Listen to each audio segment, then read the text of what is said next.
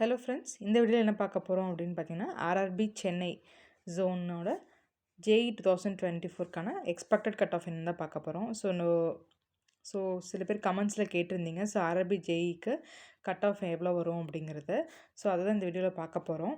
So RRB சென்னையில் பார்த்தீங்கன்னா நமக்கு ஜேஇ எக்ஸாம் முடிஞ்சு so they have release the responses. ஓகேங்களா. ஸோ ரெஸ்பான்சஸ்லேயே பார்த்தீங்கன்னா நமக்கு ஆன்சர் கீயும் வந்துடும். ஸோ நமக்கு என்ன ஆன்சர் கரெக்ட் அப்படிங்கிறது வந்துடும். ஸோ நீங்கள் ஃபார் எக்ஸாம்பிள் ஒரு 50 கொஷின் அட்டன் பண்ணியிருக்கீங்க அப்படின்னா ஒரு 45 கொஷின்ஸ் கரெக்ட் அப்படின்னா ஸோ 45 உங்களுக்கு 1 மார்க்ஸ் வந்துருச்சு. ஸோ 5 கொஷின்ஸ் நீங்கள் தப்பு அப்படின்னா 5 × 0.33 வந்து நீங்கள் சப்ராக்ட் பண்ணிக்கணும். ஓகேங்களா. ஸோ அதுதான் உங்களுடைய மார்க்ஸ். ஓகேங்களா.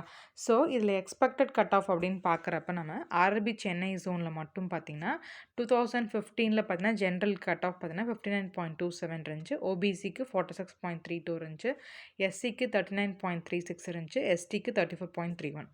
இப்போ 2019 பார்த்தீங்கன்னா 61 ஃபார் ஜென்ரல், 48 வந்து ஓபிசிக்கு, 42 வந்து எஸ்சிக்கு, 36 வந்து எஸ்டிக்கு இருந்துச்சு. ஓகேங்களா.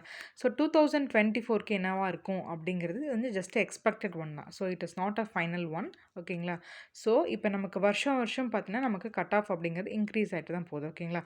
அப்படி பார்க்குறப்ப லாஸ்ட்டில் இருந்த எக்ஸாம் கட் ஆஃப் பார்த்தீங்கன்னா 61. ஸோ அப்போ கண்டிப்பாக அதுக்கு மேலே தான் இருக்கும்னு ஒரு assumption. And also number of vacancies பொறுத்து ஸோ நமக்கு அதாவது எவ்வளோ பேர் ரெஸ்பான்சஸ் ஸோ எப்படி பண்ணியிருக்காங்க எல்லாத்தையும் பொறுத்து தான் நமக்கு வரும். ஓகேங்களா. ஸோ அப்படி இருக்கிறப்ப ஜென்ரல் கேட்டகரிக்கு ஒரு 60 to 70 வச்சுக்கோங்க ரேஞ்ச். ஓகேங்களா.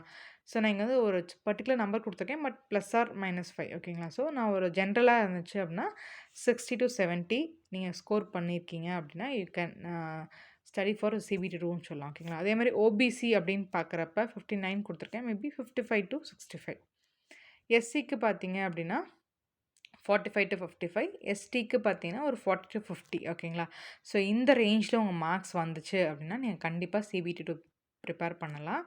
ஸோ மற்றவங்க வந்து அடுத்த எக்ஸாம் ப்ரிப்பேர் பண்ண ஆரம்பிங்க. ஓகேங்களா. ஸோ இதில் வந்து பார்த்தீங்கன்னா கட் ஆஃப் அப்படிங்கிறது நமக்கு நார்மலைசேஷன் பொறுத்து தான் மாறும். ஓகேங்களா. ஸோ அதெல்லாம் நான் தேவையில்லாமல் போட்டு குழப்ப வேண்டியதில்லை.